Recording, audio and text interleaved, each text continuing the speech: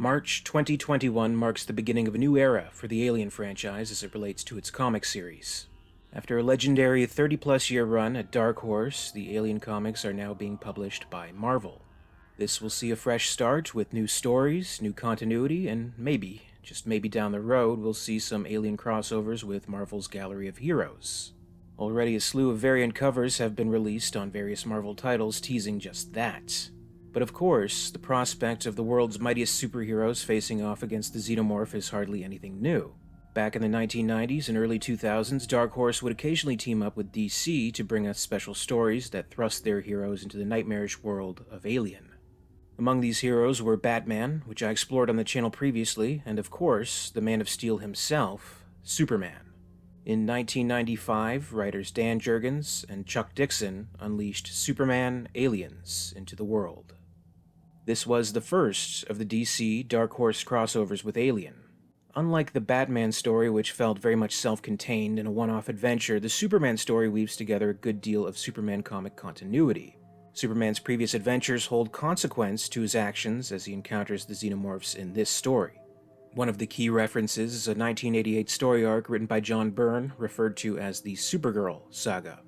In this story, an incarnation of Supergirl leads Superman into what is referred to as a pocket universe, a skewed reality in which things have gone terribly wrong. In this reality, Lex Luthor, commonly known as Superman's archenemy, is in fact a good man with good intentions. However, he ends up making a grave mistake. After making contact with three beings, claiming to be survivors of the destruction of Krypton, Superman's homeworld, Lex develops technology to free them from what they refer to as the Survival Zone. In actuality, they were prisoners of the Phantom Zone, a prison meant for the worst and most irredeemable criminals of Krypton. These beings were General Zod, Quetzal, and Zora. Upon their release and destruction of the Phantom Projector, Zod declared himself king of the world, with Zora as his queen and Quetzal as his whole army. For years, the war waged on as mankind resisted, their pitiful little armies ineffective against the incredibly powerful beings. Lex formed his own resistance team, formed in a location called the Smallville Citadel, protected by a force field, and tried to develop new ways to combat Zod. Zod's response to this was simple and diabolical. Eliminate any resistance by eliminating all life on Earth. He, Zora, and Quetzal dispersed. From three different points under the ocean of Earth, the Kryptonians used their indestructible bodies to bore down through the crust of the molten core of the planet. Millions of gallons of seawater gushed down behind them, and at moment of contact with the core was instantly transformed into superheated steam, which blasted back out, boiling the seas and ripping away the slender envelope of Earth's atmosphere. With the atmosphere gone, the blistering rays of the once life-giving sun did the rest, turning the planet into a single dead scar. The entire population of the world died. Only the Smallville Citadel and those within survived. In a desperate final gambit, Lex was able to send Supergirl across a dimensional barrier to find Superman, who enters the Pocket Universe and hears the tragic tale. He vows to join Lex and the Resistance to defeat Zod once and for all. In this battle against the incredibly strong trio of evil Kryptonians, the Smallville Citadel is destroyed, Supergirl is burnt to a crisp, and Superman remains the lone survivor against his enemies in the Pocket Universe. These events led to one of the most crucial issues in Superman history, Superman Volume 2, Issue 22, titled The Price. Here, Superman acts as judge, jury, and executioner against Zod, Zora, and Quetzal. Retrieving gold kryptonite from Lex's lab, Superman strips the trio of their powers, which seems to do little to sway them. Confident they'd find a way to restore their powers, they mock Superman and assure him there's still nothing he could do to fully stop them. What Superman does next is what he describes as harder than anything he's ever done before. Also left by Lex was green kryptonite, a substance deadly to these particular three. He exposed them to the substance as they begged for mercy, slowly dying before him as all he could do was watch as they gasped their last breaths. Before this event, Superman had never killed another being. The toll of this act carried a heavy burden and an incredible guilt that would never fully leave him. The guilt was so unbearable that for a time, after returning to his own universe, Superman left Earth in a self-imposed exile. This led to the next major story arc, Superman Exile, in which Superman is captured by the evil ruler Mongol and brought to the planet Warworld, where he is forced into gladiatorial combat. It is there that he forms a psychic link with a mysterious ancient being with ties to Krypton, the cleric, who is able to retrieve Superman from Warworld and confront both of their pasts. The cleric uses an ancient Kryptonian artifact known as the Eradicator to explore time and space and peer deep into Superman's heroic soul. This act of introspection gives Superman a new lease on life, and deems it necessary to return to Earth and remain the hero he was meant to be.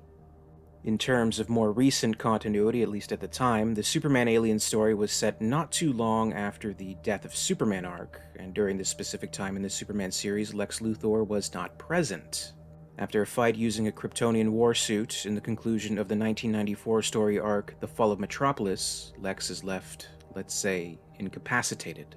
While in a vegetative state, other shareholders were left to control LexCorp, and this led many to make a mad dash for power, as we see in this story. LexCorp's space program, run by Dr. Cheryl Kimball, had a particular interest in new discoveries. Discoveries that some may say would give YUTANI a run for its money.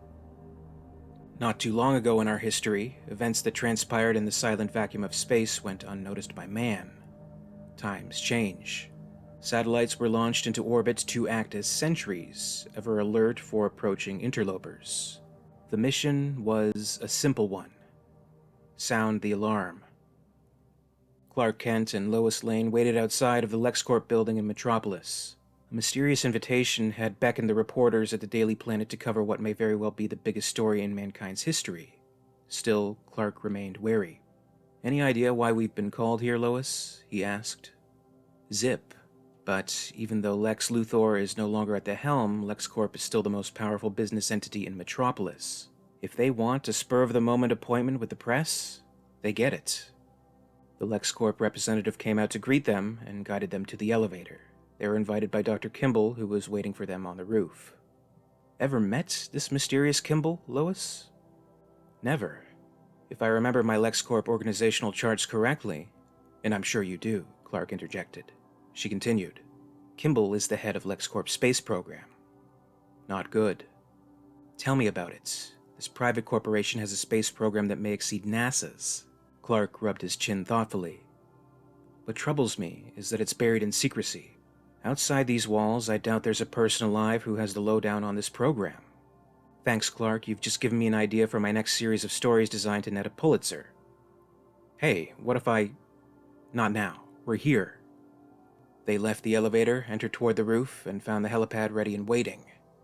"Looks like we're going on a trip," Lois said. The mysterious Dr. Kimball approached the two Daily Planet employees. "Kent, Lane, thank you for coming. I am Dr. Cheryl Kimball, and I am about to give you the story of the year. Board the helicopter, please. It's time to leave. I usually like to know where the stagecoach is going before I climb on. My satellite has detected an incoming object. We're heading out to meet it." As the helicopter took off and made its way out of the city, Clark expressed his concern about this new discovery. "But, Doctor, what if this object has hostile intent?" Kimball scoffed. "Science and research should never be regarded in terms of benevolence or malevolence. The only thing that matters is discovery itself." "That seems a rather narrow view, Doctor." "Look, Kent, I didn't want reporters tagging along for this trip, but there are those in the corporation who feel it's best to take the lid off our triumphs. And considering the contact we've already made..." Lois's eyes lit up. "Contact? What contact?" "The incoming probe has been transmitting radio signals all along. It's garbled, almost unintelligible, but I think you might find it interesting. Have a listen, folks." Kimball played the signal. Distorted sounds waved in and out. As Clark listened on the headphones, an alarming realization dawned on him. Impossible. It sounds like Kryptonian. I strained to identify individual words in all the static. No go. This object, blazing into Earth's atmosphere. Could it be from Krypton? He probed Kimball for further clues. "Have you managed to decode this message, Doctor?" "The computers are working on it. Aha! I finally found it on radar." "Was it launched before the planet exploded? Was it sent here to find me? Have to get away to check this out on my terms." Clark lifted his glasses, his eyes beginning to glow red. "Hey, does anyone smell smoke?" Lois looked over. "Clark, what do you..." "Oh, Good gosh almighty, the pilot shouted, struggling at the controls. We're overheating big time. Hang on, people, I'm gonna have to set her down. He did just that. Clark had spotted a stretch of beach nearby where they made their descent. Clark wasted no time in finding an answer to the mysterious object's origin. Thought I saw a road nearby. Maybe I can get help. He began to run off. The pilot, shocked, shouted back at him. Relax, Kent. I'll have this baby flying in no time. You'll have to forgive my colleague, Lois told him. When he gets it in his mind to do a job, he does it. I'm 100 feet off the ground before anyone can reply to Lois. I feel a sense of urgency and excitement. A spacefaring craft from Krypton. What if there's someone on board? If there is someone inside, they're in trouble. The craft hit the atmosphere at the wrong angle. It's coming in hard and fast, and burning up as a result. Have to catch it and guide it. Markings. They look like Kryptonian markings. It's unmanned. At least I don't have to worry about someone drowning. The metal feels like the matrix chamber that first carried me to Earth. It is Kryptonian. It has to be. From the helicopter, Dr. Kimball angrily viewed the events transpiring. Did you see that? Superman took my satellite right underwater. Lois quickly came to his defense. Looked to me like he prevented that thing from exploding on impact. Kimball wasn't buying it. That overrated publicity seeker is going to steal my secrets. Who gave him the right to interfere with someone else's discovery? That same question, Dr. Kimball, might be asked of you. I thought you were a reporter, Lane, not a den mother. Hey, something's happening. Superman emerged from the water, carrying the chamber and placing it on the deck of the LexCorp recovery ship. It's in tough shape. Half the components must have melted, and it took in a lot of water. Somehow I get the feeling that it's dying. Feel compelled to touch it. Contact. The probe strikes an instant telepathic link. Garbled messages and fragmented images bombard my mind, melding in a flash, allowing me to hear its message before it's too late. I glimpse a planet. Krypton? People, scientists, discussing the planet's impending doom. They have an idea, a way to survive. They build a dome over a city and plant explosive charges at key geographic points beneath it. When the planet explodes, it stays intact and is pushed into space. The city is still out there.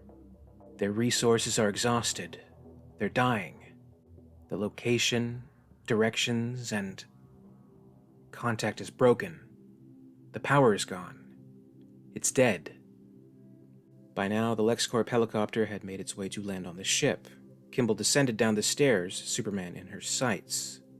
Superman, what the hell have you done to my discovery? You're lucky I was here to help, Doctor. If it had survived re-entry, its message would have died at the bottom of the ocean when the power ran out. I want to know what that message was, Superman. Word for word. Can't trust her with a possible Kryptonian connection. This is a distress buoy. It was sent by the remnants of a city that desperately needs help. We have ships that can get us to that city. Tell me how to get there, and I'll give them what they need in exchange for their technology. No one goes but me, Doctor.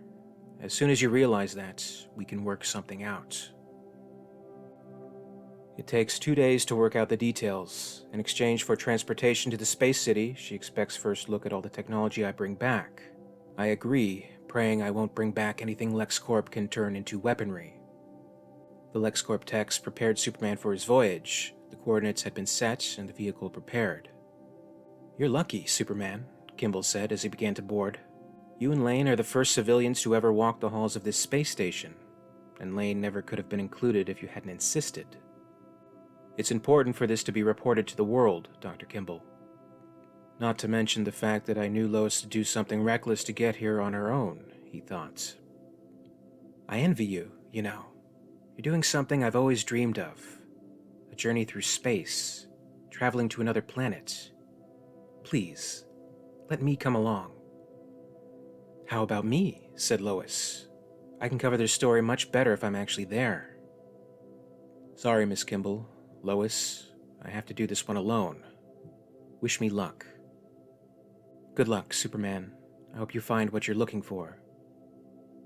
LexCorp and Superman have never been the best of friends, but still, I wish you success. Lois and Dr. Kimball watched as Superman left toward his mission. What's in this for you, Dr. Kimball? Lois asked. The hard-driving push you've exhibited seems almost obsessive. You of all people should understand the nature of a woman doing her job, Lane. LexCorp has been on the cutting edge of technology ever since Lex founded the company. We have a clear-cut mandate. Do whatever it takes to stay on top. Superior alien technology will help me do exactly that. If I come off as abrasive, so be it. But with Lex Luthor physically unable to command, somebody has to push hard. I need this, Lane. I won't stop at anything to get it. Great. Superman is running all over the cosmos trying to save lives, while your primary interest is a corporate profit. The ship handles like a dream. Thanks to the assistance of the technicians in programming the guidance systems, I hardly have to do anything at all. Gives my mind a chance to wander. I think of myself as human, a native of Earth. Even if there are other Kryptonians out there, that won't change. When Krypton blew up, I was only a fetus in the matrix chamber that carried me to Earth, where I was born. The Kents found me, raised me, made me the man I am today. But I did meet other Kryptonians once. That other universe, a pocket universe, I guess, had a benevolent Lex Luthor in it.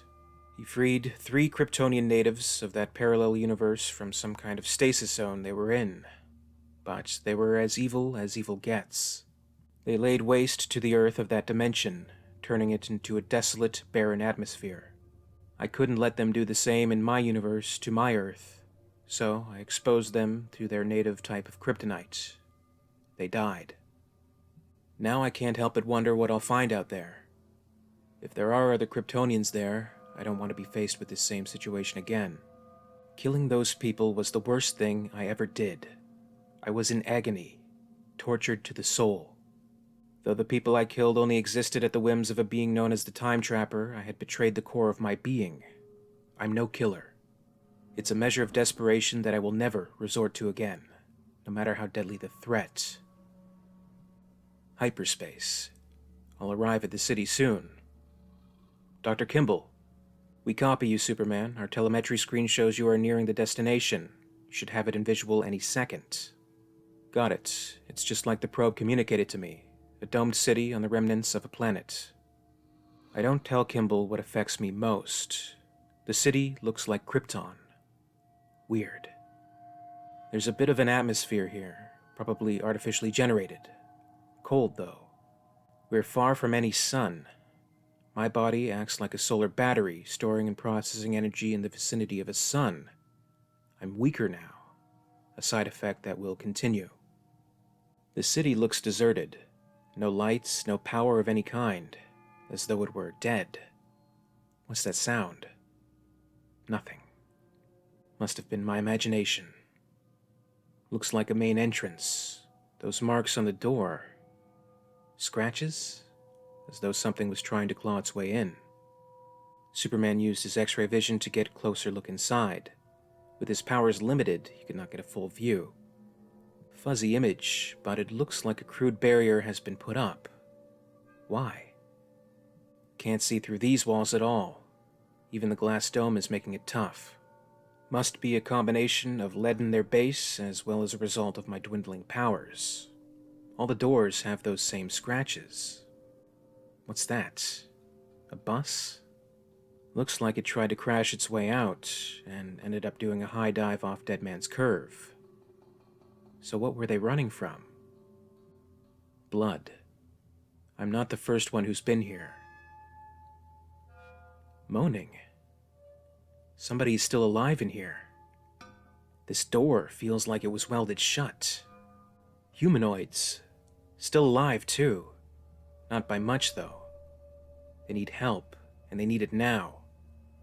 I can't tell if they're Kryptonian, but no matter what, I'd say their best chance of survival is Earth. Despite the thin atmosphere, I moved the 4 survivors into my ship. They're unconscious and near death. For all I know, they won't survive the journey to Earth, but it's my only option. Dr. Kimball. What have you found, Superman? Survivors in tough shape. I've programmed the ship to bring them back to you. This is not a MASH unit. I want the technology, Superman, not patients. As soon as you've offloaded these people, send the ship back, Dr. Kimball. Until then, I'll stay put. But you'll be stranded, Lois exclaimed. Radio contact ceased, and Superman sent the ship to its destination. Lois's words hang in the air for an eternity. With my powers fading, she's right. For now, this desolate rock is home. Might as well give this transport a going over to see if I can determine what happened. Those people were trying to get away from someone, or something. Interesting. Some kind of crab. Dead now. Maybe this was the thing that was trying to claw its way into the city. Unfortunately, no way to know now. Even though this entire rock has a delicate atmosphere, the city itself probably has a more delicate one. I don't want to upset it by crashing my way in. The indirect approach seems more practical. I'll tunnel my way right under the barrier, and into the middle of the city. A cavern. What is all this? Some kind of strange rock formations. Systematic in organization, yet organic in appearance. Seems weird, unsettling, creepy. More and more, this place seems to reek of death.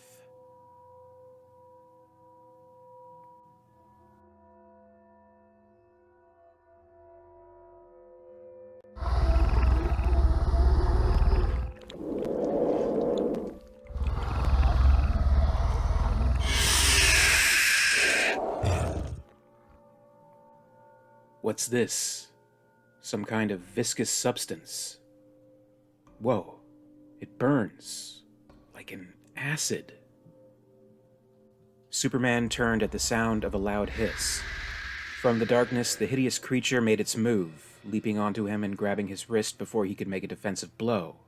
It clawed and snapped and drooled with demonic fury. "What the hell are you?" he shouted. No answer.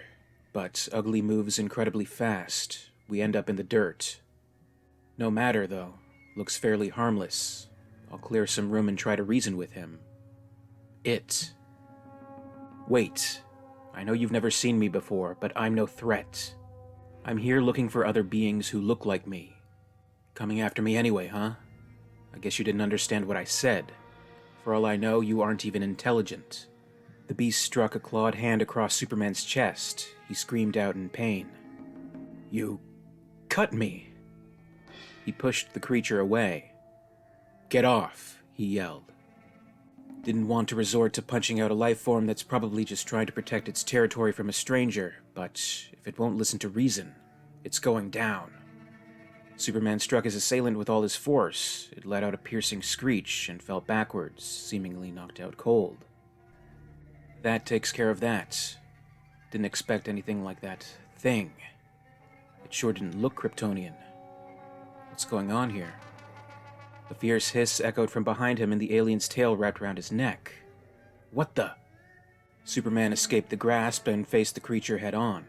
You should have quit while you had the chance. He grabbed the lower part of its jaw. I can keep your jaws propped open until... He observed, in shock, the second set of jaws from within. The pharyngeal fangs struck out, landing to gash into Superman's forehead. Such force would have easily killed any other prey, but Superman's powers, though limited, prevented an otherwise ghastly death. The strike was still painful, and enough to leave the Man of Steel bleeding and screaming. The creature's jaws were badly damaged upon impact, leaving an ominous mix of the alien's blood and his own pouring down his forehead. Face feels like I went a couple more rounds with Doomsday.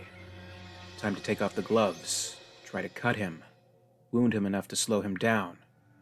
Superman struck, and more of the alien blood poured upon him. My eyes! Blood! It's like some kind of acid. Dazed and in blinding pain, Superman moved back, but the alien, angrier and more ferocious than ever before, advanced. The creature grabbed at its prey, screeching in anger and pain and forcing Superman's head into the dirt. He was nearing unconsciousness, but forced himself to persist. He let out another blow and knocked the alien back. The pain of the acid was taking over. Eyes feel like someone's putting needles in them. Can't see anything but blurs. Heat vision doesn't work. I'm really messed up. Good thing I still have a healthy degree of invulnerability, or... The beast lunged at him once more, clawing at him and pushing him up against a cavernous wall. You just don't quit, do you? It tore at him. It was face to face. More of the acidic blood poured. Superman was overwhelmed. This enemy could not be subdued, and his own strength was dwindling by the minute. It was then he heard a call from not far off. The words were not English, but he understood them. Hey, you in the colors, move back. That voice, speaking Kryptonian. Shots from some unknown weapon let out, hitting the alien and forcing it back, away from Superman. Yes, no more.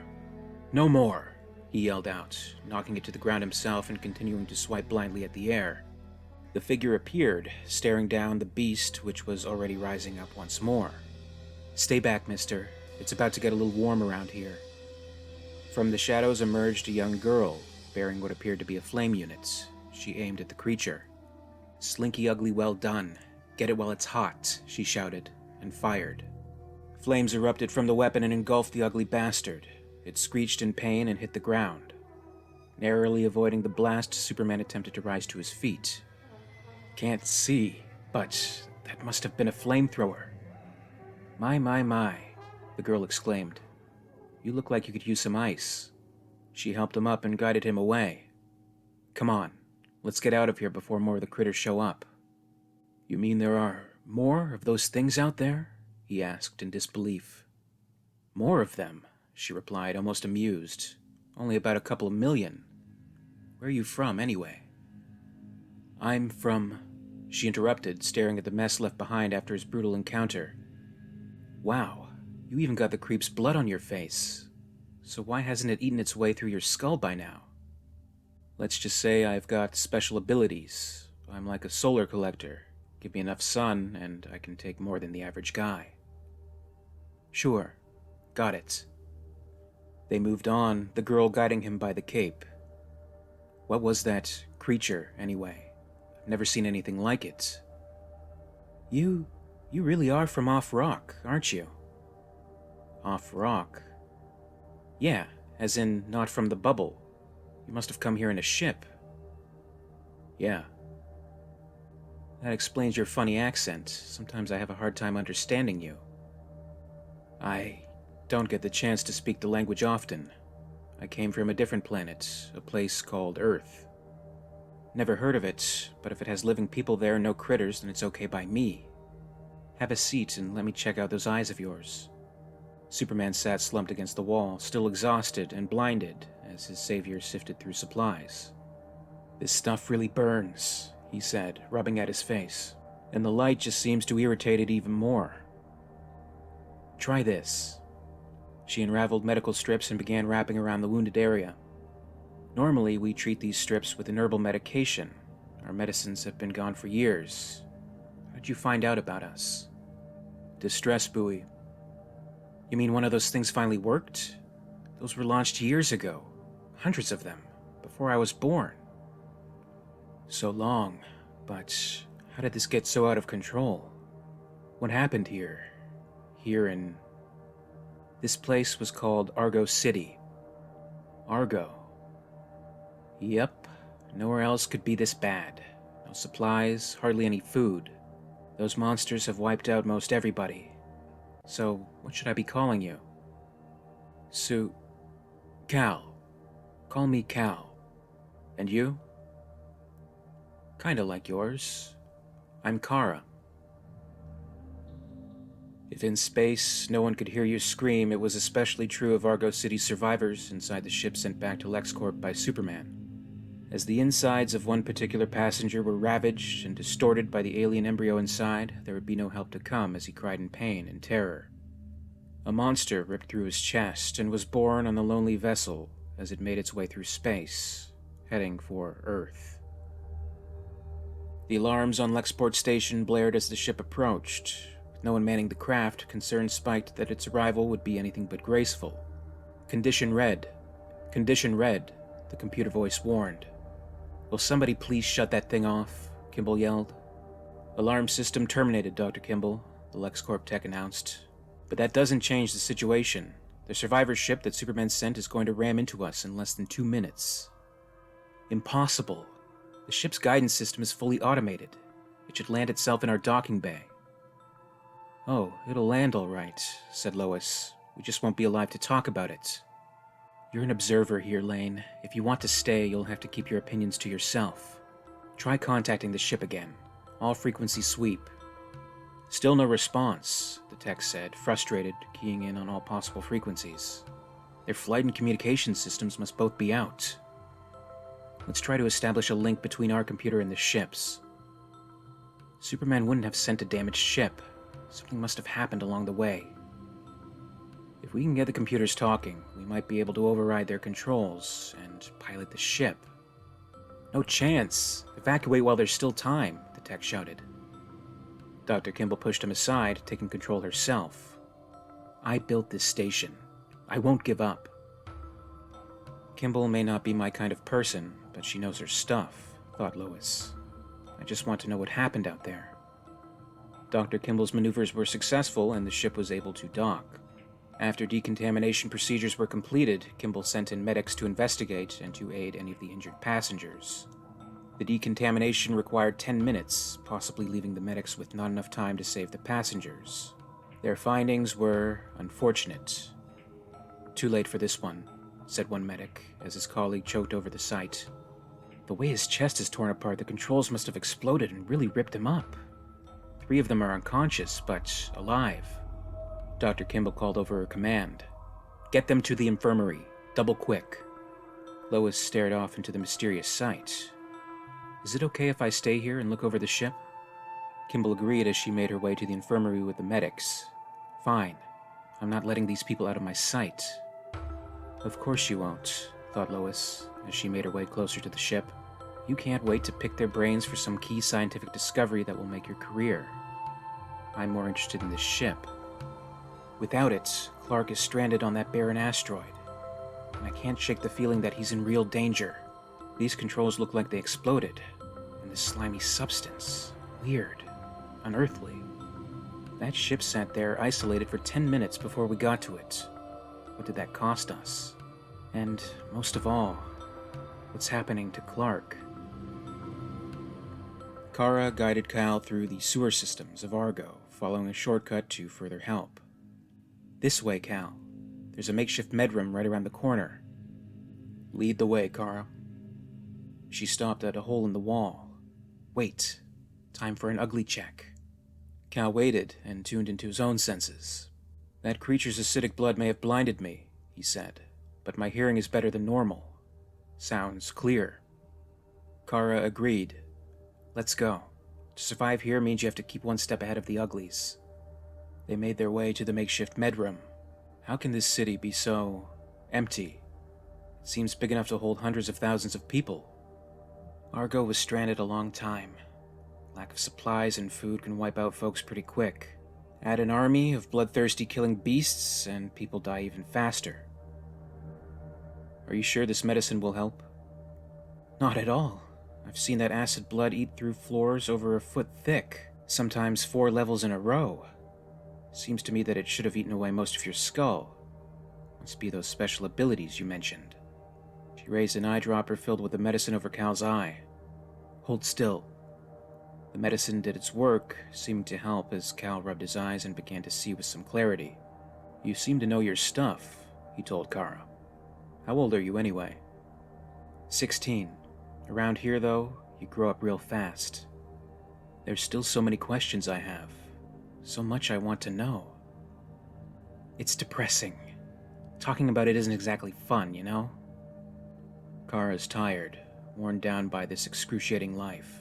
But if I'm to help her, and any other survivors... To Cal's surprise, Kara rose her head and began to tell her story. See, 8 years ago we thought we'd bottomed out. We were totally isolated on this rock and pretty much out of hope. Our distress buoys hadn't attracted the rescuers we prayed for. Our machinery, generators, computers, and food synthesizers were dying at a very speedy rate. We didn't have the raw materials necessary to repair them. With people starving and our infrastructure collapsing, our society began to do the same. Argo's ruling council faced the worst kind of revolt, that of a starving populace. Our hopes were ignited when we finally spotted an approaching space freighter. But the ship came in hard and fast and crashed not far from the city. We were all distraught, but we hoped there might be materials we could use to survive. We sent out a scout team, and they found that the entire crew of the ship was dead before it even crashed. We had no idea why. They also found a cryogenic unit inside the ship. Inside was an egg-laying ugly, a queen. They assumed she was dead and of no use. In time, they stripped the ship of everything we could use and left it. It should have been left forever. But a couple of years later, some idiot decided to check up on the abandoned freighter. He'd heard the rumors about the dead beast on board and thought it might be something that could be carved up and eaten. He shut off the cryogenic unit and let it heat up. Turns out the queen wasn't dead. Neither were her eggs. For us, that day marked the beginning of the end. Cal rose, energized. It's not the end yet. I won't accept that. There must be a way to save what's left. Yeah, a 2 million man army with heavy firepower might do the job. Cal began to take flight. He looked down at Kara. Hold on, I have to try something. She gazed up in shock. How can you do that? You don't even have a hover pack.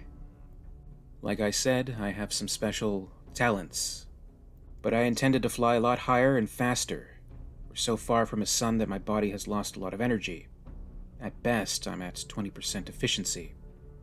He came down to the ground. You can't be the only survivor here, Kara. Where are the others? There are only a handful of us left. Come on, I'll show you what's left of the city of Argo. As they walked through the ruins of the city, Cal made further inquiries.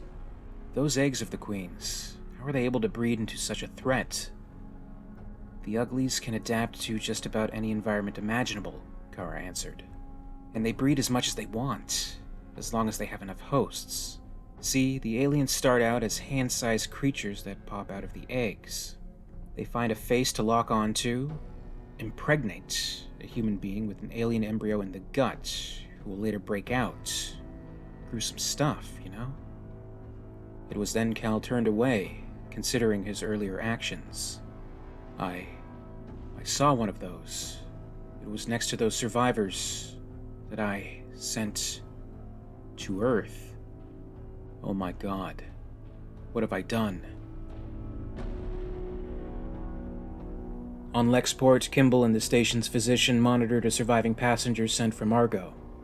He was clearly distressed, but the language barrier presented a problem. The physician reported his findings to Kimball. Our exam wasn't in depth, but from what we can tell, he's perfectly healthy, Dr. Kimball. If only we could understand what he's saying. Take the exam to the next level. MRI, X-rays, the works. Before they could proceed, the being let out a blood-curdling scream. He doesn't sound healthy to me, Doctor. Do something. It appears to be his stomach. Could be a reaction to the station's atmosphere. No, it's more than that. Look at his chest. With an audible crack, the being's chest ripped open. Crimson dots of blood sprayed over the doctor's face. The beast emerged. Blood poured from the being's chest as the baby demon howled. Dr. Kimball looked down in wonder and in fear. What is it? It was inside his body, the physician said. The newly born alien leapt from its host and scurried across the floor with impossible speed. Catch it, Kimball cried out. Catch... Too late. It's gone. Now we know what happened to the others on the way here. We have to assume there are 2 of those creatures running loose on this station. The other doctor rubbed his head, staring at the trail of slime left behind from the grotesque parasite. We should also assume the other 2 survivors are in the same condition. Isolate them, Kimball demanded. At least the two that escaped are small. They shouldn't be much of a threat. Cal hurried through the city, running and leaping as Kara made an attempt to stay close behind. What's the big rush? You're running around like a madman. You don't even know where you're going. I have to find a ship. Some way to get back to Earth. Haven't you been listening to me? There's no way off this rock. If there was, we would have used it years ago. Cal stopped in his tracks, still determined. We have to find a way, and we have to do it fast.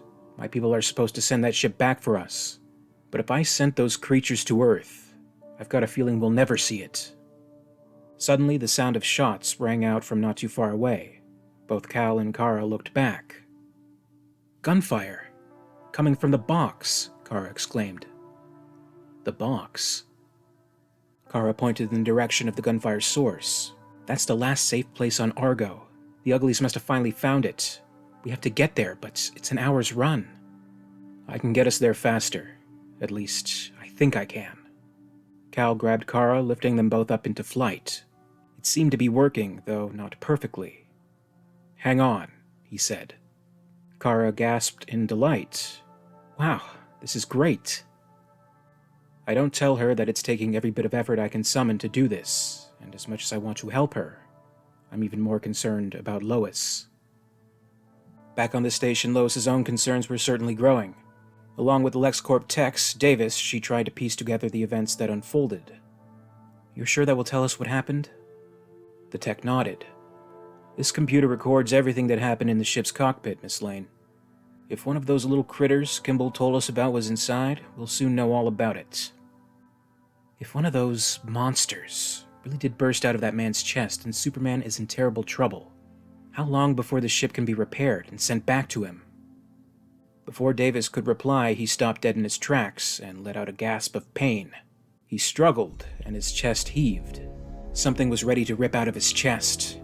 Lois stood back in shock as the razor-sharp end of the full-grown alien's tail lifted him up into the crevice above. Lois gasped in horror, trying to call out, but nothing could be fully uttered. Can't talk. The words don't come. Legs frozen.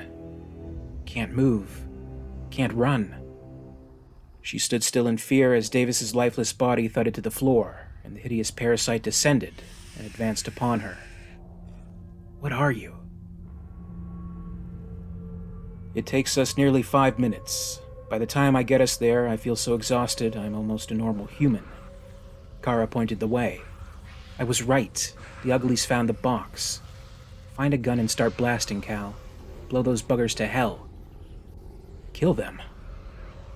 She doesn't understand. The price I paid when I killed once before. It's not necessary. Never the last resort. He found a discarded weapon on the ground. He considered its usefulness. But these creatures are so incredibly ferocious, and my powers are nearly gone. This gun seems quite capable of evening the odds, of killing them. He held the weapon, imagined being able to take down these creatures with a great deal more ease. He readied himself, and stalled. No! He threw the weapon away. He would not resort to it, but it would make the fight much harder. One of the creatures advanced, and he would have to continue fighting hand to hand. The two were sent tumbling. You want my head, don't you? Kara says you guys are bothered by the heat. It takes everything I have just to fire a low-intensity blast. The heat ray vision shot out, skimming the side of its head. I could use a little help over here, Kara called out. She was struggling against one of the aliens which had her in its grasp. Shoot him, she pleaded. No, I can handle these guys. He moved in, punching the alien and knocking Kara free from its hold. Are you nuts? She screamed. They'll tear you to shreds. Not if I move fast enough and hit them hard enough. He threw punches at the beast, which it evaded, and clasped its claws around his entire head. He moves quicker than I expected. Should have kept the gun. Kara gasped and called over to Cal. Can't breathe. Kara, strangling her with the tail. He reached out in an attempt to free her. Stretch. Got it. Have to pull as hard as I can, and make sure I dodge that acid. The tail snapped in half, and the alien howled. It fell to the ground. Cal watched over, making sure it wouldn't spring up for another attack. He's beaten, wounded into unconsciousness, and I didn't have to kill him to do it. Kara was hardly impressed. He's only 1 out of 100. You might feel good about being a saint, Cal, but I'm out to win a war. At LexPort, Lois was still being pursued by the monster aboard. I finally get my legs moving, just in the nick of time, too. That thing, that alien, looks like it has every intention of tearing my head off. I have to... No, I'm locked in. She keyed into the station intercom. Lane to command center. If you don't open these doors, I'll never write another column again. Kimball keyed in herself to reply. We can't. The computers have detected an unknown biological entity. They're programmed to seal all contaminated compartments. But we can override computers, the tech observed. Just like you did when you brought the ship in. Dr. Kimball? I never heard your suggestion, mister. And you better see to it that it never shows up on the record. Lois's communications were cut short as the alien smashed the intercom. Talk about fast. Unable to escape the docking bay, she made her way to the ship. Only place to hide. Move your butt, Lois. Move it. Now what? The canopy. How do I close the canopy? Where's the switch? What would it look like? No choice. Should be as simple as my PC. The canopy closed. She was safe, at least momentarily. Got it. What a lucky stiff. All I've succeeded in doing is buying some time. That canopy won't last long with that monster pounding on it. If I keep playing with the buttons, I might get the airlock force shield to open. And so she did. Lucky again. Luck's got to run out.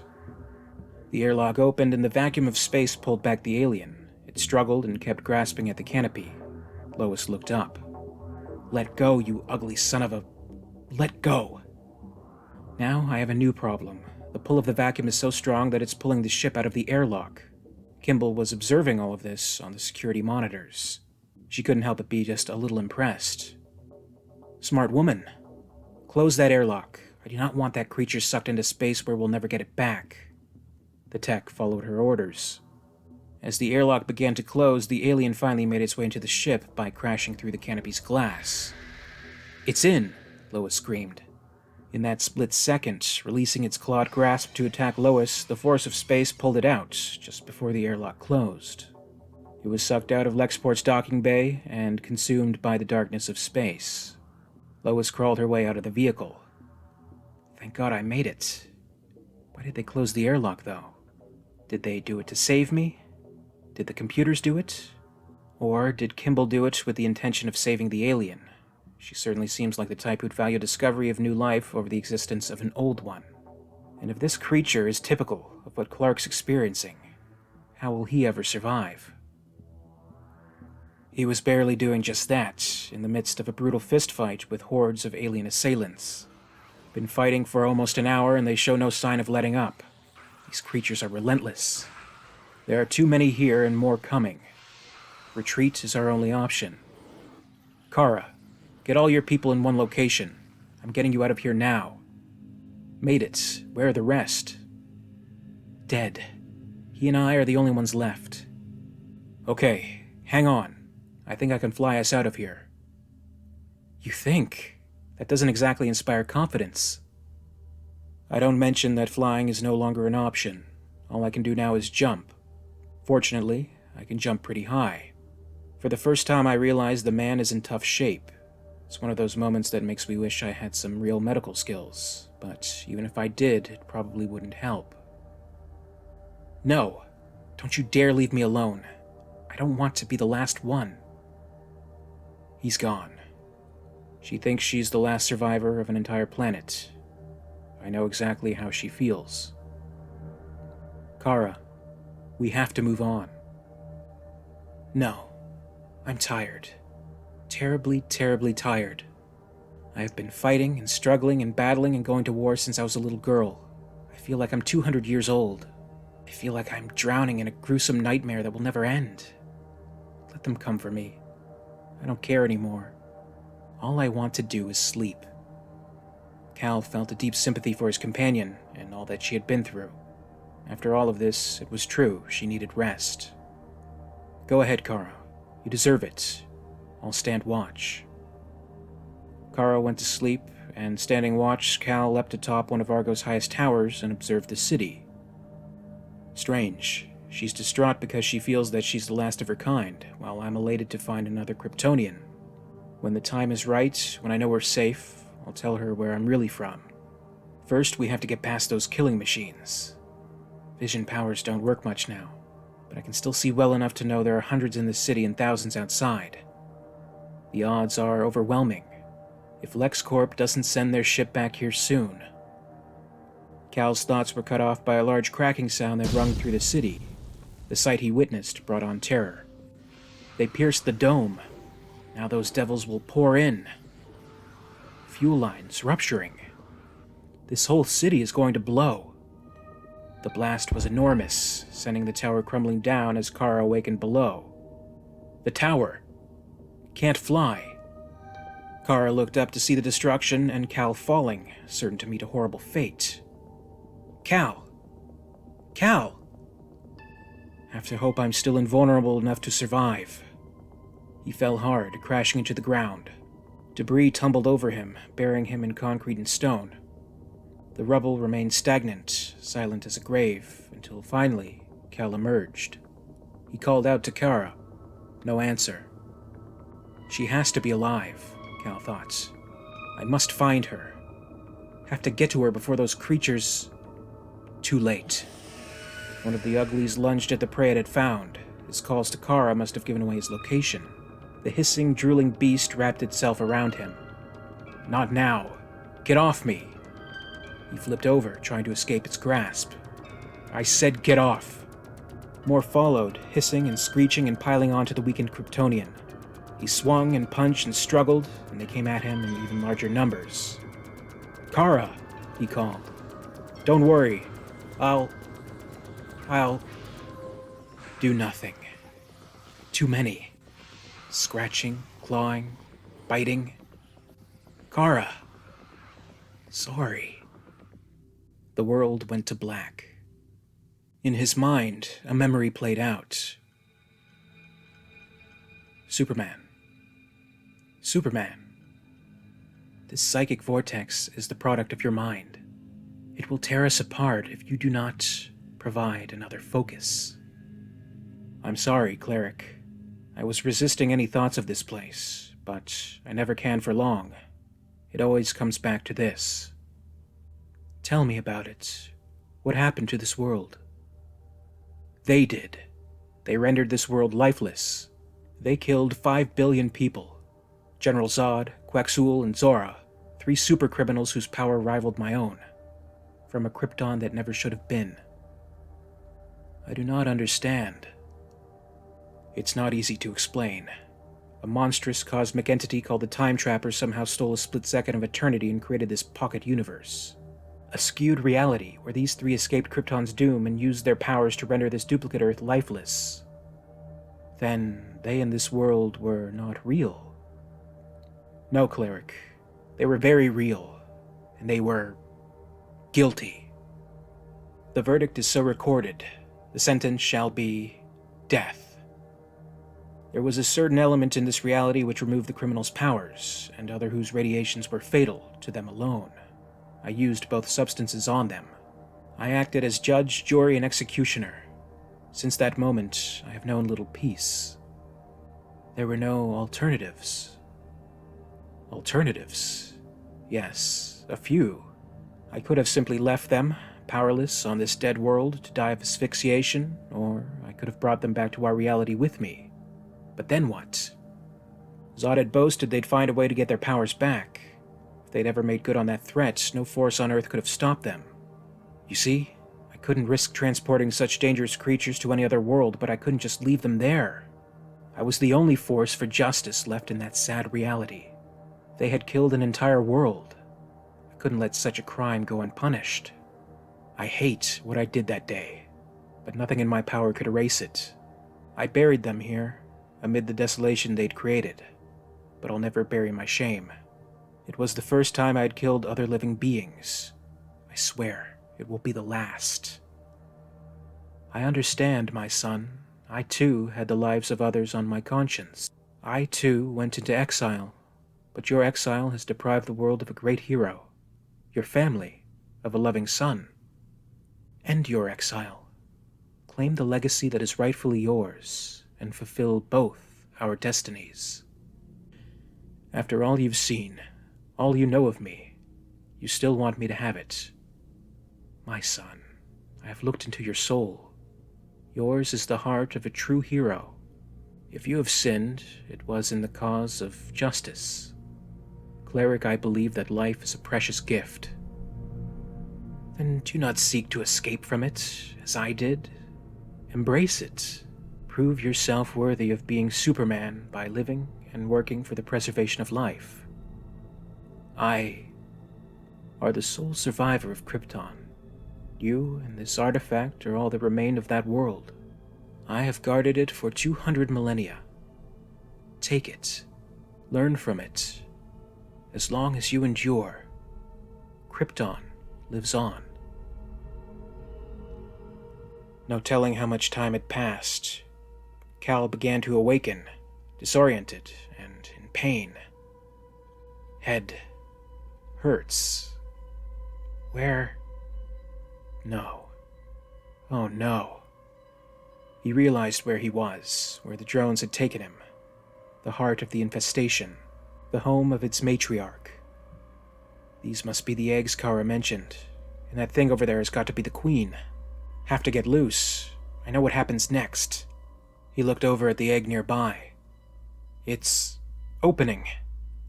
Not me. You won't get me. He struggled, making a fist, trying to collect all of his remaining energy to fight back. The small, hand-like creature that Kara described made its way out of the egg. It moved towards Cal's face, intent on fulfilling its purpose. It successfully made contact. My throat. It's forcing something down my... He grabbed at the thing's tail, trying to remove it. The attempt failed, and it tightened its grasp. His hand loosened, and again, Superman fell into darkness. The proud mother stared down another victim. A new future birth and future drone for the Hive, and perhaps more than that.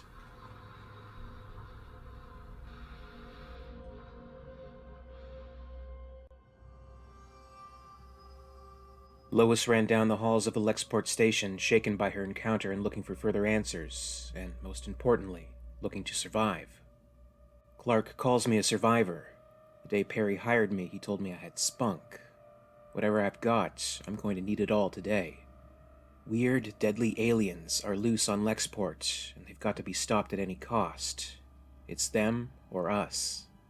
She found her way into an observation room. Dr. Kimball and another researcher were separated by a plexiglass divider looking into the next room, viewing the struggling beings ready to give birth at any moment. Look at that, said Kimball. 2 more of those creatures are emerging right before our eyes. This could be the most incredible boon to LexCorp's weapons research division ever. Once those creatures have emerged from their hosts, they will grow into life forms that are very nearly invulnerable. Even their blood has acidic properties we can use. Lane approached, catching her breath from the mad dash across the station. Don't be an idiot, Kimball. We've got to get rid of those horrors while we have the chance. I fought one of those creatures and was damn lucky to survive. They're dangerous. Too dangerous. Kimball scoffed. Forget it, Lane. That room is sealed tight. We'll control the creatures, learn from them as we would any other discovery. Lane looked into the other room through the glass. But those people are beyond hope, Lane. There's nothing we can do to prevent those incredibly powerful little organisms from being born.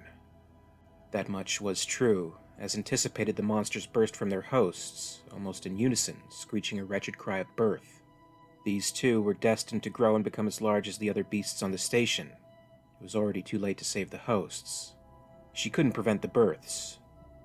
Maybe not, but there is something we can do to stop them from growing up. She rushed into the room as Kimball yelled for her to get back, as she grabbed a nearby can of aerosol spray. Just what the doctor ordered. She frantically released the spray throughout the room and over the newly born specimens, lit a match, and let it go to work. A burst of flames filled the room and Lois knocked herself back. She stared into the flames, watching the parasites burn. "Let's see you survive that, you little monsters." This was hardly a pleasing development to Dr. Kimball. "You stupid, meddling fool.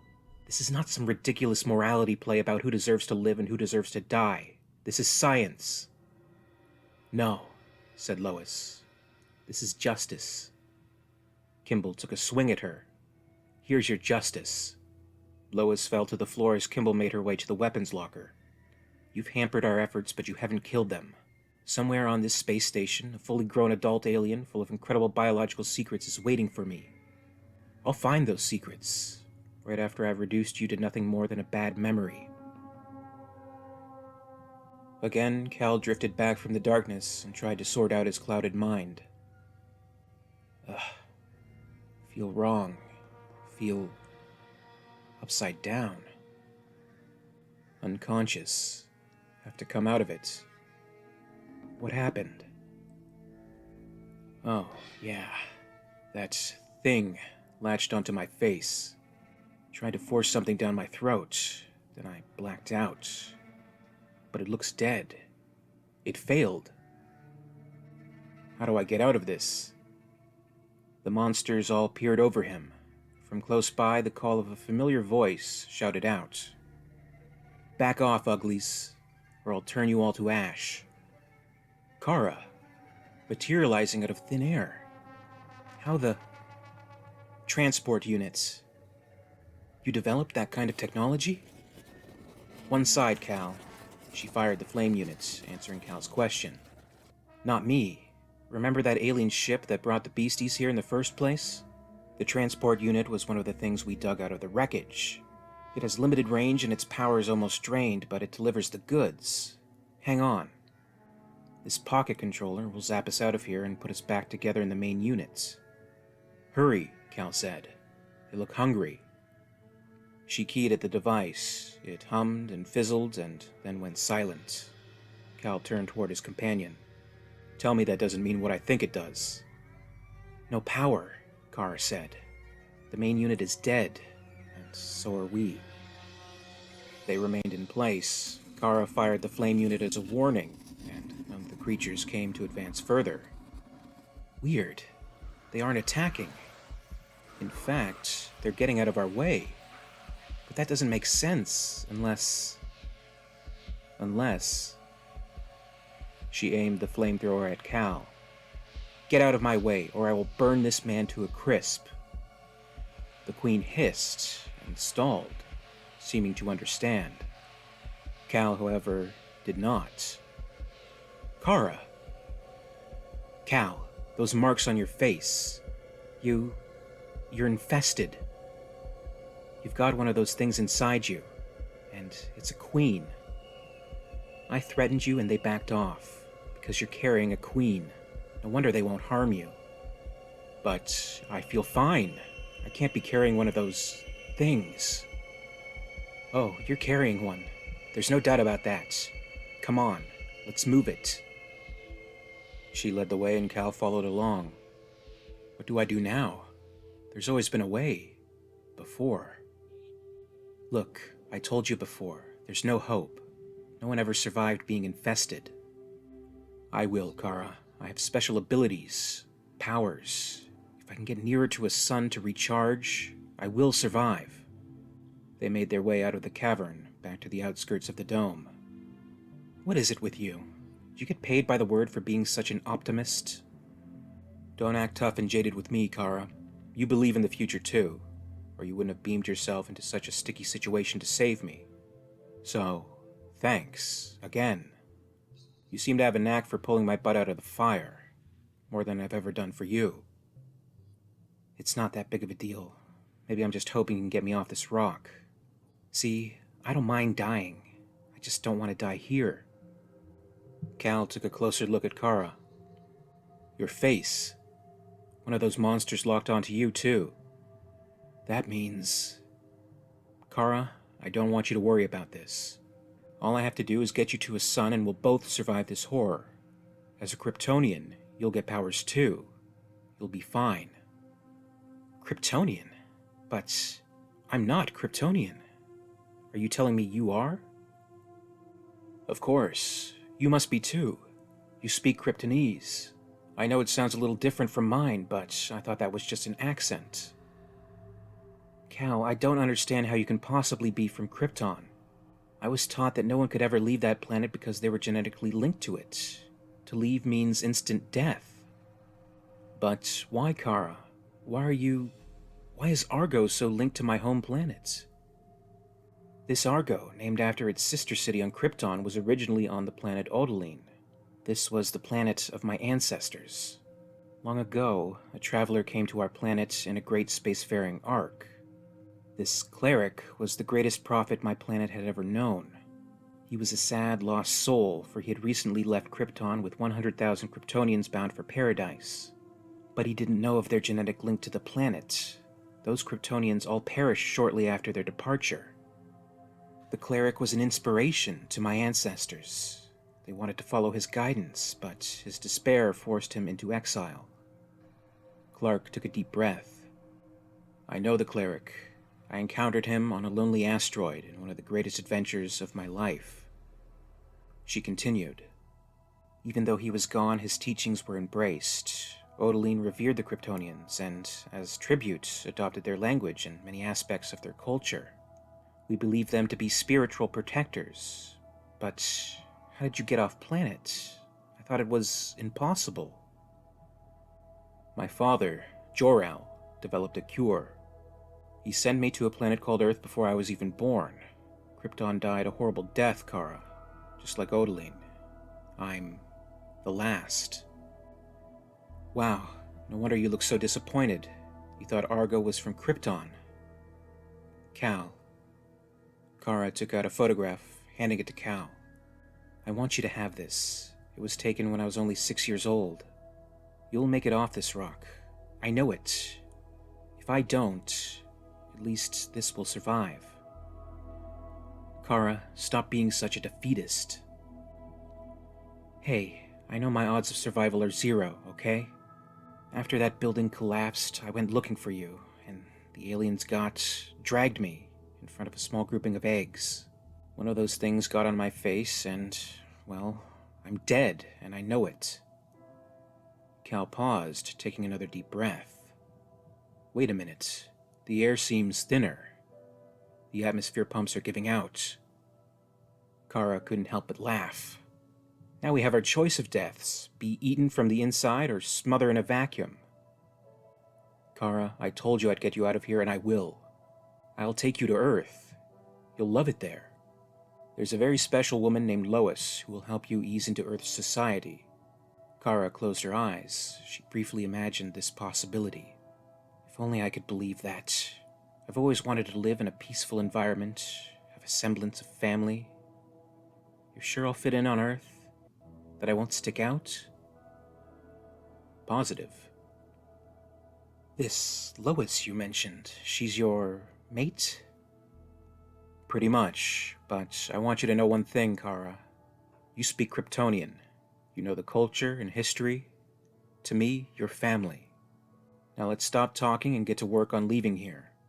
Do you suppose that ship that crashed here long ago could be beneficial? That old wreck is surrounded by a couple of million beasties. Walking back there is like walking into a war zone.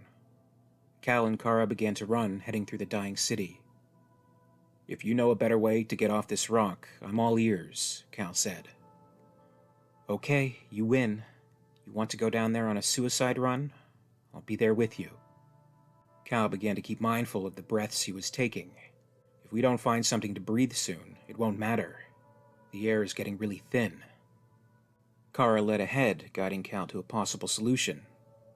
Well, that's one problem we can solve easily enough, she said. Is that the transporter device you mentioned? Yeah, looks like yesterday's garbage now. Here, this looks to be your size. A spacesuit. You want to breathe, right? As she handed him the suit, she remembered another item of interest she wanted to return to him. A torn piece from his cape, emblem intact. I found this in the rocks back when I was looking for you. Seems like you and this symbol go together pretty well. I can't argue with that. Let's go to work. Lead the way, Cal. We know the aliens won't harm me because of the queen I'm carrying. We also know they'll rip into Kara without hesitation, so we need to protect her. For that, we need a diversion. I don't know how intelligent those creatures are, but they went for the vehicle big time. Gave us the perfect opportunity we needed to break free. The sky cycle is already overheating. What's wrong?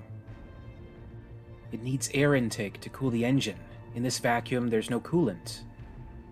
Then we'll have to get down there by foot. Are you crazy? We can't make that jump. Watch me. Hang on. I've still got enough of my power to slow our descent. But I can't see a thing. My flamethrower will take care of that. The flames lit up a wall of sharp, grinning teeth into view. On your planet, do they ever say, "I told you so"? Back on LexCorp, Lois faced off against Dr. Kimball, who aimed her weapon at her, intent on firing. You want to shoot me? I don't think so. She kicked the weapon out of Kimball's grasp. I've been in this situation once or twice before, and know how to handle myself. She struck at her across the face, knocking her back. You're cold, Kimball. No wonder you fit in well at LexCorp. Kimball struggled to rise back up. You're dead. Do you hear me? You are dead? The clasp of alien claws inched towards her. The creature let out a hiss, wrapping its tail around Kimball's neck. The creature briefly turned to Lois, as the terrifying sight was becoming all too familiar to her. Oh boy. Take a breath. Stay calm, she said, quietly. Kimball shouted out in panic. Help me! For God's sake, help me! She reached out. Why? She asked bluntly. The alien advanced on Kimball, ready to land a deadly blow. Lois looked over at the discarded weapon. I was tempted to let her get shredded. She deserved it. But, for once, I had a weapon. And a clear shot. Lane fired and the beast released its grasp from around Kimball's neck. Letting out a shrieking scream of pain, Kimball and Lane both realized she caught a gush of acid blood on her arm. Lane quickly grabbed her, moving away from the creature. She let out another shot, and the two escaped into another room. Lois locked the door and left the alien waiting on the other side. Made it. We have that sucker trapped. Get security down here and we can nail him for good. Kimball made her way to the security monitor. She turned it on. We can even watch him from this view. No. He's gone.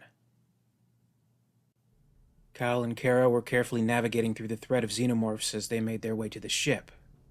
Are we getting close? Cal asked.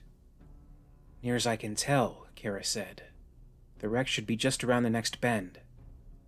That and a few million aliens, right? Leave the role of skeptic to me, Cal. If you get as bad as me, we're really cooked. The light of the flame unit illuminated the giant ship as they spotted an entrance. That's it. Wow, I never realized it was this big. Let's climb down and find out what's inside.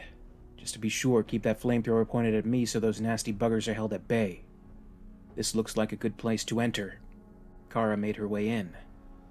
What exactly are you looking for? Anything that can help us off this asteroid. Chances are that a ship this size had a lifeboat or something for the crew. Cal remained optimistic, but Kara stalled at the sight before her. Eggs. That can only mean...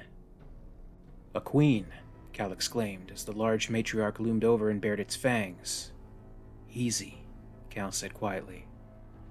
No way, Kara shouted, already impatient. She won't do anything to you, which gives me the perfect chance to do this. Kara cuts loose with a 30-second burst of flame, frying every egg inside the ship. I don't tell her that I disapprove. I guess I understand how she feels. Move it. I don't trust that queen to stay off our backs. Right behind you, Ace. With a little luck, we'll find something intact. Blast. This wreck looks to be stripped clean. It will take us days to search it. What about those super eyes of yours? Do you have enough juice left to scan it the easy way?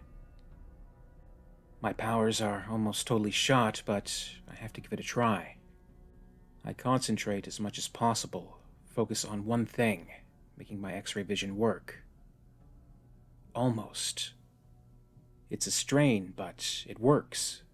The images are fuzzy, but I can see well enough to discover one crucial fact. This ship is so big that there are a number of levels below this deck that were blocked by the wreckage. No one ever got to them, which means that the area is mostly intact. Transportation booths, and judging by the lights on the control panel, it may be operational. The power core, also functional. And nearby, life pods. Kara, we're in luck. Follow me. What did you find? A way back. Home. Word traveled fast on LexPort. Techs were recharging the power core, a routine operation, and discussing the latest word of possibly shady goings-on. You guys hear the rumors about some weird monster on board the space station? One tech said, operating the computer. His colleague, focused on his work, didn't make much of this. Nothing to worry about, I guess. If it was, they'd sound the alarm. Gyroscope checks out 100%. The tech nodded. Behind him, a vent slowly opened. Okay, prime the batteries for recharging. Alert control to expect the usual power surge. The beast snatched down, grabbing the tech by his head. It opened its jaws, drooling onto his face as he trembled, trying to find words. It tore at him as it hissed wildly, and ripped clean the lower part of his body from the upper torso and threw it directly into the gyroscope. This let out a deafening crash. The other tech looked on in horror. The gyro! Oh man, with the batteries wide open, it'll blow. The station began to shake wildly, then slightly steadied as its orbit failed. What was that? Lois shouted. It must be balance control, said Kimball. Without that, the Earth's gravity will pull us into re-entry right away. LexPort began a descent back down to Earth. Argo is dying above us. Calamitous final explosions are shredding and ripping the proud city without mercy. Even though Argo isn't Kryptonian, as I thought earlier, I feel overwhelmingly saddened by her death. Maybe it's because I thought of it as Kryptonian. Maybe it's because we're so close to death ourselves. Kara was also feeling a sadness for the city's destruction.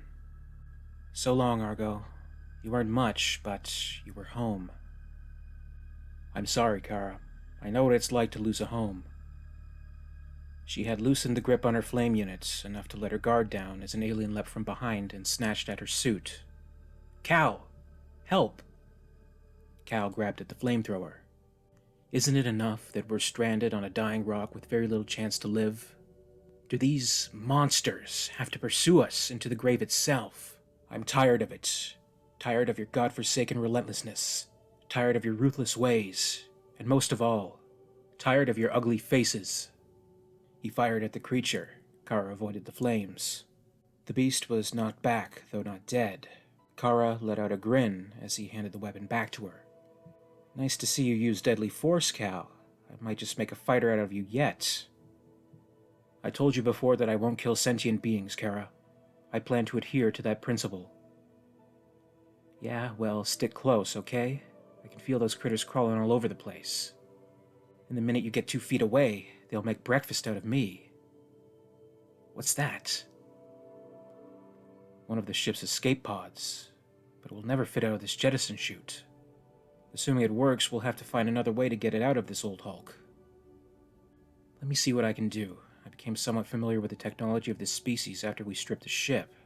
If these controls are set up the same as the other stuff I've seen... Look, I got the hatch open. That's a start, Kara, but the jettison tube is still jammed. The only way to get this pod out of here is to blow up this ship so it turns over and clears the path.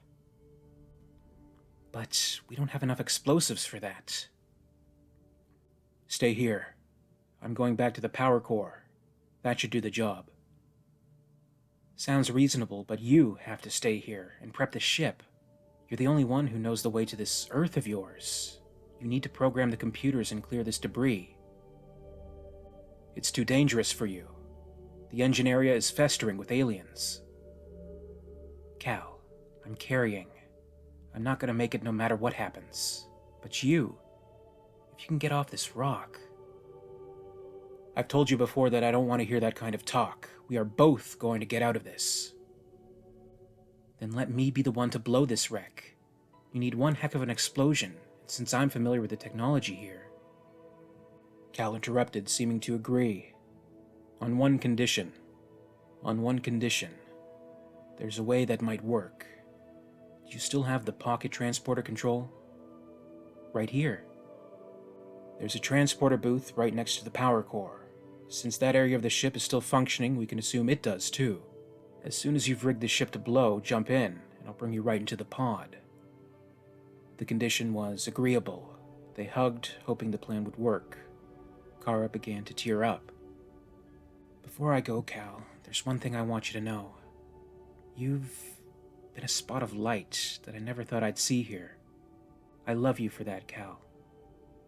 She made her way off, tears still streaming down her cheeks, flamethrower at the ready. I love you too, Kara. Hurry back, okay? Watching her run off down the hall is tough, but Kara's right. I have to stay. I'm the only one who can clear this area, and I have to do it while there's still time, before the ship blows, before the monsters come. A feeling of terrible pain suddenly struck him. Don't feel good. Have to get into the pod. My chest on fire. Oh God, it's happening. That thing in me is trying to get out.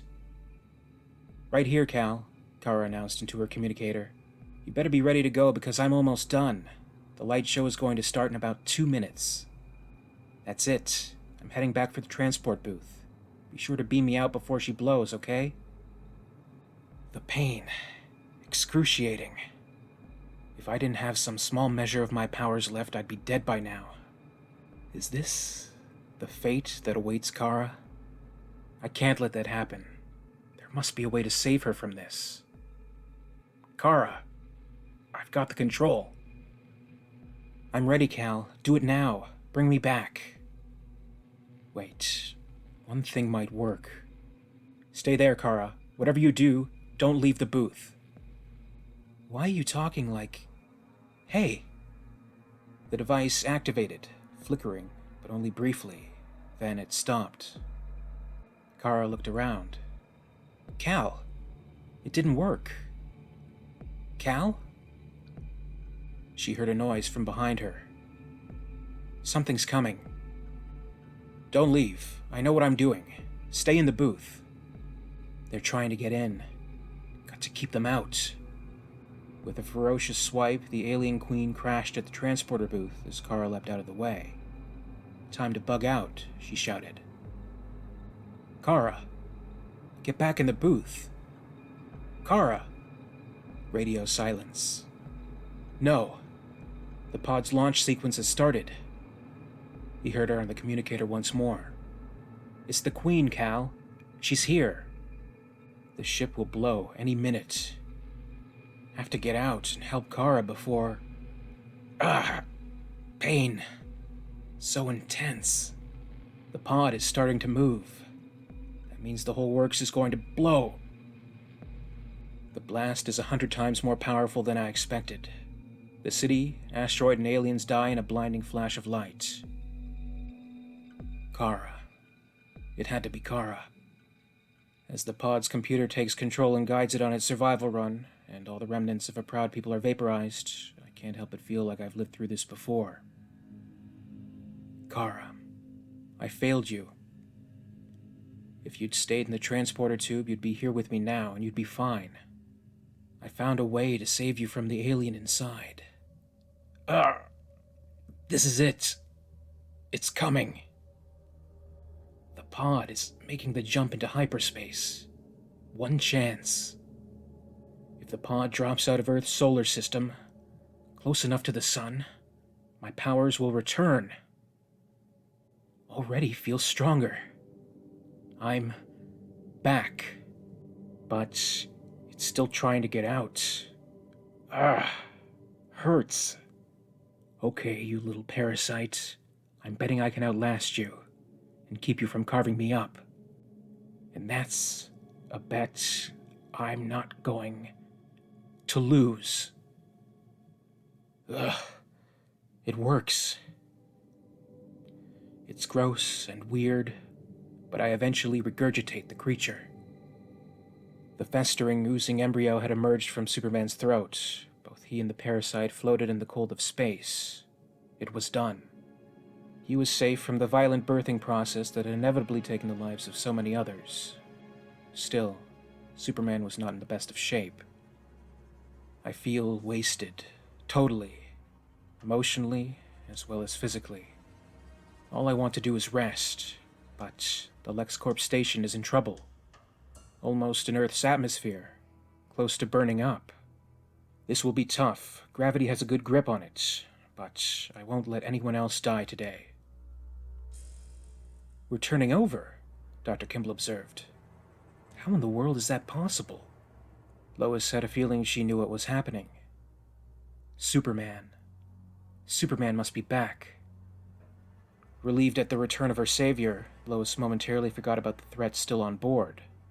Soon this flooded back to memory as the hissing creature appeared before her and Kimball. But it's back too. Let's move. We can't. He's blocking the exit. The alien grabbed at Lois. It opened its drooling mouth, ready to move in for the kill. Oh God, Lois whispered. The monster bit down. Not upon its prey, but on a steel-like arm that had intervened. The bite broke apart all of its teeth. It fell back. Lois gasped. Superman! He stared down at the creature. His powers were back, but so was a rage he had rarely felt before. I tried to let your kind off easy. Resisted the idea of killing you. The explosion that destroyed the asteroid, that killed your companions, was too powerful. I only wanted to clear an escape path, but Kara must have set off a chain reaction that blew everything. I look at you, and all I can think of is an entire city of people who died. And God help me, I can't help but wonder if you should join them. His eyes lit up red. With his powers at full capacity, it would be very easy to turn this beast into dust. To have it answer for the sins of its species, for all of the death and despair and loss this contemptible creature contributed to. It would be quick, and it would be just. Superman caught himself in his anger. No. I went down that path before. I won't do it again. Dr. Kimball grabbed at a possible weapon secured to the wall. Maybe you won't, but I've made a mistake too. The mistake of letting these creatures live. This welder was designed to seal a hull breach in seconds. Chances are it can unseal you. She fired, and the creature went down in a quick and blinding sizzle. Superman looked on, almost satisfied. Lois turned to him. Superman, I've never seen you like this before. What happened out there? Death. Bloody, heinous death. More than I want to think about, or even talk about. He walked away. He rested, slumped over the rails overlooking a viewport staring down at planet Earth. Lois followed and gently took him by the arm. He sighed. Clark, sometimes it helps to talk. I found a city that was as close to visiting Krypton as I'll ever get. I met this girl, Kara, there. She was truly something special. Despite the harsh circumstances she was raised in, she was a spirited survivor. Someone who kind of made me feel like a big brother. For a while there, I almost felt like I had a little sister. She saved my life, Lois. She deserves to be alive, standing here in my place right now. Are you sure she's dead? Isn't there some chance she could have made it out?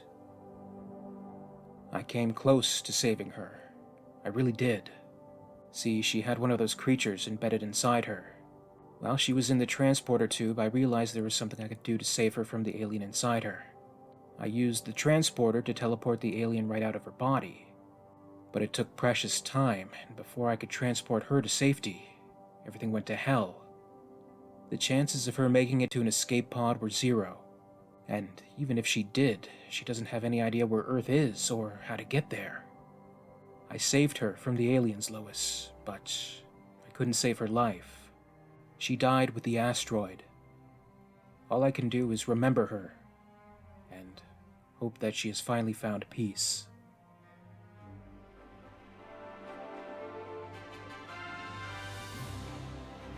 Superman Aliens proved to be a big hit for the summer of 1995, enough to see the Man of Steel face off against the Xenomorph in further Dark Horse DC crossovers. This included the sequel, Superman Aliens 2 God War, and the ambitious multi-franchise crossover Superman and Batman vs. Aliens and Predator. It's sad to know these days are behind us, but I am looking forward to the days ahead with all the possibilities before us with the Marvel heroes and the stories they could tell, especially if they're done with as much care as Superman Aliens. Jurgens and Dixon crafted a carefully considered story that offers a plausible meeting of worlds within its own context. For non-alien readers, the Xenomorph and its life cycle is presented and explained well, with its ability to infest and destroy an entire world highlighted to clearly show what a terrible threat this species is. For non-Superman readers, enough of his backstory is referred to with the Supergirl and Exile arcs to understand his struggle. The conflict against the aliens here is done in a clever way that presents a significant and sincere challenge to Superman.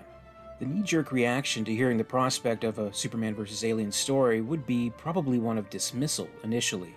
One may instantly think there's no big challenge there. Superman could zap a whole bunch of aliens with his heat vision or blow them all away with his powerful breath, and that's the end of the story. Hardly worth 2 panels, let alone a 3-issue miniseries. The story that we see in Superman Aliens very effectively presents this conflict by giving Superman both a physical and moral challenge in encountering the aliens.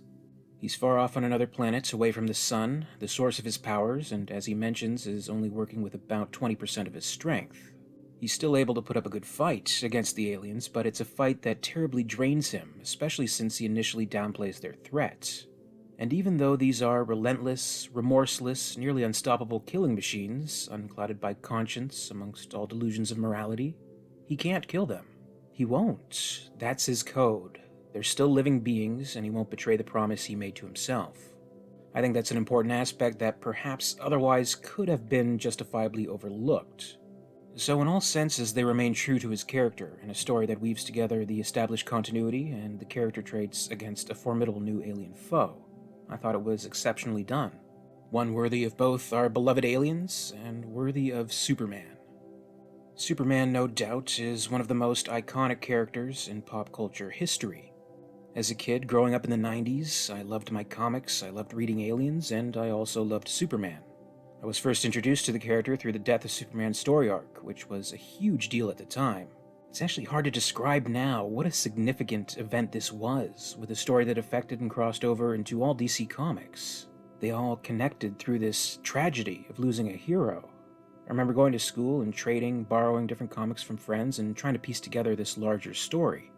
To this day, it remains one of the most ambitious multi-comic events ever pursued. And of course, eventually I discovered the movies, the Christopher Reeve starring series, which may still be the definitive Superman to many people. I recently revisited the 1978 Richard Donner film, which, I don't say lightly, may be the finest superhero movie ever made. I think it's a masterpiece. But I like the new stuff. I think Henry Cavill has proved himself to be a great Superman on his own terms, in his turns as the character in Man of Steel, Batman v Superman, and Justice League. If I could take a moment at the end of the video here, I'd like to talk about this new cut of Justice League that was released, the Zack Snyder cut.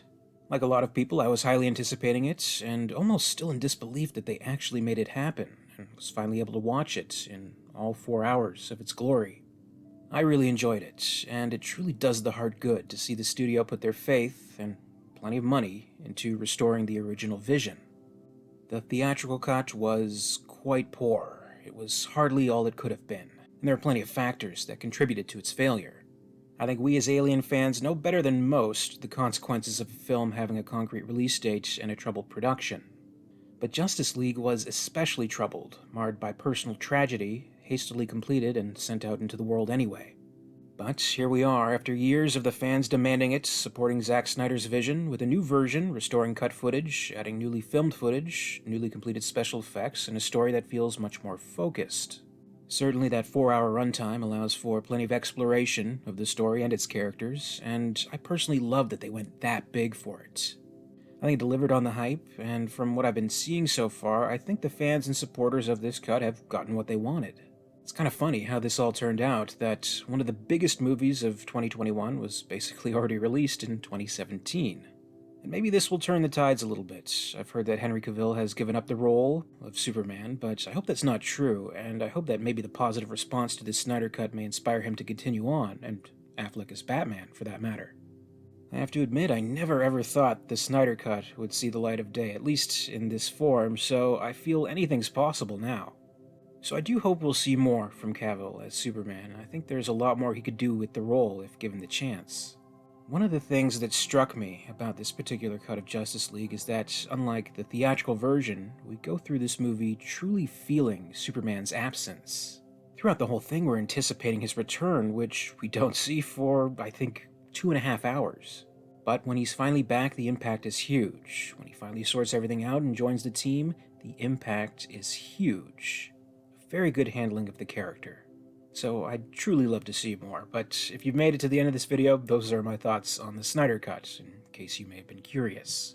But I'd be very curious to hear your thoughts on it as well, so please comment below and share your opinion on the new Justice League, if you've seen it. And as always, I'd like to thank you very much for watching today. If you enjoyed this video, please make sure to give it a like, and be sure to subscribe for all the latest videos from Alien Theory. My very, very special thanks goes out to Alyssane, Queen Tier of the Patreon Hive. If you'd like to join the Hive and support the channel, check out my Patreon page for exclusive posts and contests. And in the meantime, you can catch up with Alien Theory over social media. Follow at alien_theory on Twitter and at alientheoryyt on Facebook and Instagram for more. And until next time, this is Alien Theory, signing off.